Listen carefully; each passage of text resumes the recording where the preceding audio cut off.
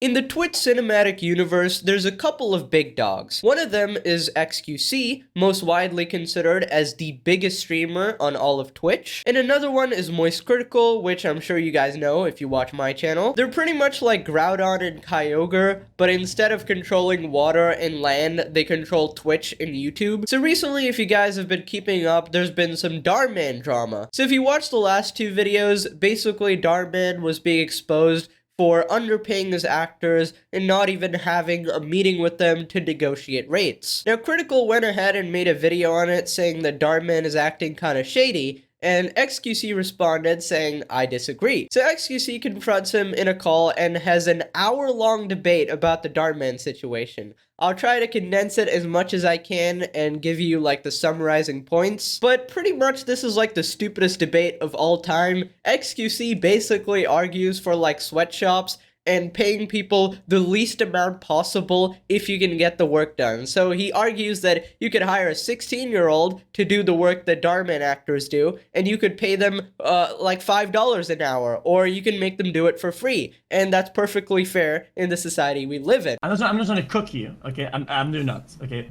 Every time I watch your videos, okay, I'll either give a supporting take or another take, or sometimes it's aligned or something neutral. I watched it, your new video, and maybe it's because of my fundamentals, I genuinely didn't agree with it. That's totally fine. This is one that I'm a little surprised to hear, though, because I feel like this is just a really basic, not controversial take at all. To me, it feels like the argument is like, yo, dude, they work for something that is very successful and makes a lot of money, therefore, they're entitled to more. Just like, let's say, Amazon is popping off, they're like $1 trillion company, right? Well, technically, the dude could, you know, Bezos could afford to make every employee $150K a year, right? Without affecting much of the company's worth. But at the same time, it's like, I mean, should he? Probably not. Okay, so that's not the argument at all. Nobody's saying that dhar mann needs to spread his profits equally among all his employees, paying them $150,000 a pop. I think it's just pay them enough so that they can afford rent or a more reasonable wage for the work they do. The way I feel about it, if I'm coming into a job as a contractor and they're telling me, hey, you're gonna be paid $20 an hour and you're working 8 hours a week, flat, right? That's all I can offer you, right? And I say yes, well, I have to come to terms with the fact that I'll be paid. Well, so that's the stage they're reaching, but they're not quitting, they're getting fired for trying to negotiate. So as this has scaled up, the productions have scaled up, he's releasing multiple videos a week, their hours have scaled up, but their contracts and their pay haven't reflected the extra work that's going into it. Okay, so XQC obviously has a point there saying that they agree to the contract, right? And if they don't like it, they can just leave. But the thing is, it's a little more complex than that because, fair enough, right? They signed the contract, sure. But after working with someone for 4 years continuously and having a good relationship with them and having this actor be, in the majority of your videos, like a familiar face that everybody recognizes, you would think that they would at least have some sort of a good relationship with you, right? They would hear you out, you know, maybe at least be open to conversation and negotiating the rate. Or maybe dhar mann is just as ruthless as XQC is to his editors. I don't know. Dhar mann on paper could literally go to Craigslist and get anybody to show up for $80, right? And that person will show up and will do the work that these guys are putting in, and will probably get the same amount of results with the amount of the quality of acting that is in those videos. Do we agree on that? Yeah, but that's also not the point. Like, he could find 15 high school students to do it for free, but does that make it right or fair to the actors? That's more the argument, not so much like, can it get done with people that are lesser? Okay, this will be like an exploitator behavior answer. I think that's still fine. If they say they want to do it, I mean, when I was a kid, I did acting for some college students like 4 times for free. Now, this is the part where people realize that XQC isn't actually the brightest bulb in the shed. So XQC is basically saying that as long as I can hire someone for lesser money to do the same work, it's perfectly okay. It doesn't matter if I hire a toddler to do the work, if he can do it. So it's like a capitalist type of thing, right? So with that logic, so I, for example, as a YouTuber, can get free work the rest of my life, right? If I want someone to edit my videos, I can just take a fan, because there's plenty of DMs that I get saying, I will work for you for free, I just want to work with you, right? And the thing is, if you are an actual good person, you will never accept that offer, because you're pretty much taking advantage of the person. Maybe they like you in some way, maybe they're a fan of you, maybe it's someone young or inexperienced and someone who doesn't know what they're worth, right? So it's always better to actually pay people what they're worth. Obviously, in the world we live in, you can find people like high schoolers to do work for free. And a lot of companies do this all the time. They'll have you as an intern, right? And then they'll pay you literally nothing and get you doing the work of a full-time employee. But everybody recognizes it's a scummy thing to do, okay? It's not something that should be like, oh, all right, just because it can be done, it's okay to do. Yeah, but at this point, you're making arguments for finding, like, the lowest possible payment for the same work. Like, at this point, you're, like, almost making a sweatshop argument. Like, why pay for these workers when I can just pay, like, almost nothing for these workers? It's not, like, I mean, the work gets done, but, I mean, is a sweatshop a good thing? I feel like I've done the same by accident or because of lack of professionalism to my editors, where I'm like, I say, yo, yeah, I'll be around like in a minute, and then I don't talk to them for like a day, a week, sometimes in 2 months. I talk to them, these motherfuckers.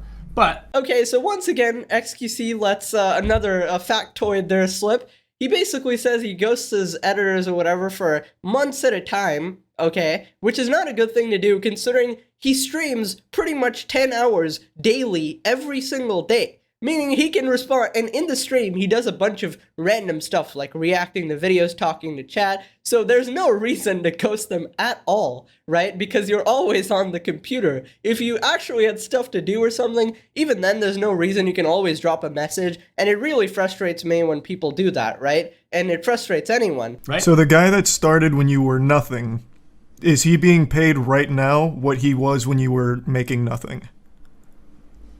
Oh, he's being paid more with a agreed upon adaptive pay of 15%.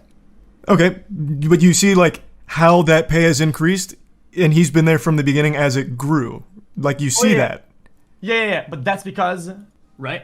Because I want them to be motivated to do more and do better, and to like keep up with like in the industry and how it's going. Like, if they work more, they're paid more. Alright, so over here he says that the editors he's been working with for 4 or 5 years, he said he's only had like these 2 editors that have been with him the entire time, right? So he's had an adaptive pay, and the pay has increased as he's gotten bigger, which is something that's commendable, obviously. So that's what they're basically saying for the Darman situation. Somebody who's been with you for a very long time, you'd expect the pay to increase. Like, even in a regular job, you get frustrated if you don't get some sort of a salary increase, a promotion. In fact, you end up leaving that job for another job, which happens quite often. And in this case, when you're building a relationship with someone like Darman, there's not like another place you can go to. There isn't like another Darman waiting around the corner. Well, so for example, let's say you have a colossal fall off. You get canceled, your pics leak on Twitter, whatever, you get canceled, your channel's not making anything anymore. Are you going to stop paying your editor?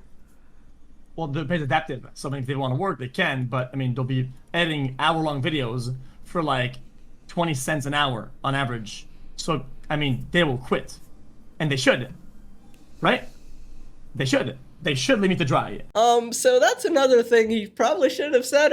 He basically said that if his channel falls off, he'll stop paying his editors, which is, I mean, obviously we wouldn't, I guess, be able to afford it, but rates don't go adaptively down like that, by the way. It goes adaptively up. It should never go adaptively down, because the amount of work they're doing is probably fixed or something like that. It goes up because you're sharing the success, but when it goes down, you don't actually pay them 20 cents a pop. But he's basically saying that in that case, they should just leave immediately, right? Like, when you say it this way, do you realize, like, the more you say things like this, the more it seems like you are legitimately having the same thought process as the people who end up using, like, sweatshops or that kind of thing, right?